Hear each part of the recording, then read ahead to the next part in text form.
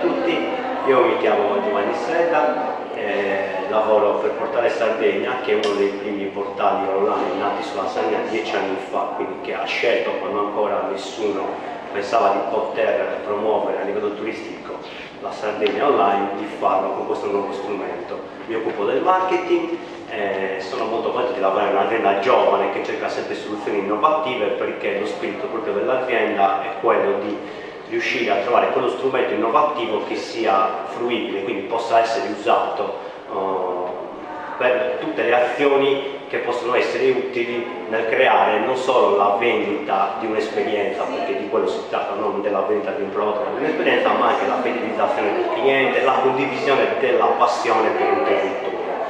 Questo l'ho visto anche con un prodotto, uno dei primi nati che abbiamo fatto sulla bassa stagione, che era l'Open Voucher, che permetteva, in questo caso al turista tedesco, diciamo adomato per questo prodotto, perché poteva costruirsi un itinerario personalizzato sul territorio, cambiando hotel e soprattutto in bassa stagione, condividendo magari gli argomenti. Io lavoro anche per una società australiana come consulente, perché lavoravo là, dove ci occupiamo di studiare dei progetti di start-up, in questo momento uno sulla Cina. Questa, diciamo, doppia veste mi porta ad avere due tipi di input, uno dalle persone con cui lavoro di notte, nel fuso orario a volte, e una con quelle con cui collaboro giornalmente. Questo aspetto mi ha fatto capire molte cose, mi ha fatto conoscere il portale australiano, che io consiglio come portale governativo proprio perché è uno dei portali che, almeno per quanto riguarda i miei gusti, ma non solo, rispecchia un utilizzo veramente creativo, intelligente e ottimale dei contenuti sociali. Da questo punto di vista vi posso fare un esempio, cosa che può essere replicata, visto che si copiano sempre i migliori,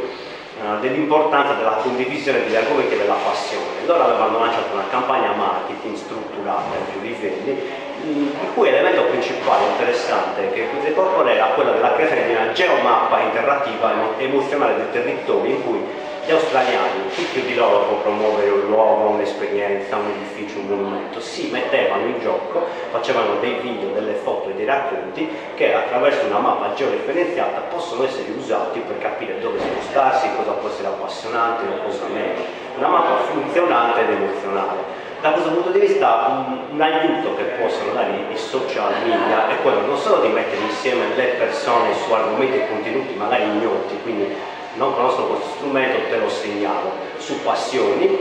quindi far crescere quello che è il clima culturale, che secondo me è l'e-learning, quindi l'apprendimento tramite l'online, che è una cosa che può mettere delle persone che magari non hanno nel luogo dove vivono degli stimoli, degli input, dalla condizione di far crescere proprio il clima culturale sul turismo, in modo tale che in un futuro si possa concentrare sul prodotto, che proprio poi alla fine possiamo avere tutti gli strumenti tecnologici che abbiamo, le navi piene che portano i turisti qua, ma se non abbiamo una cultura che ci porta ad accogliere il turista con un'offerta di qualità,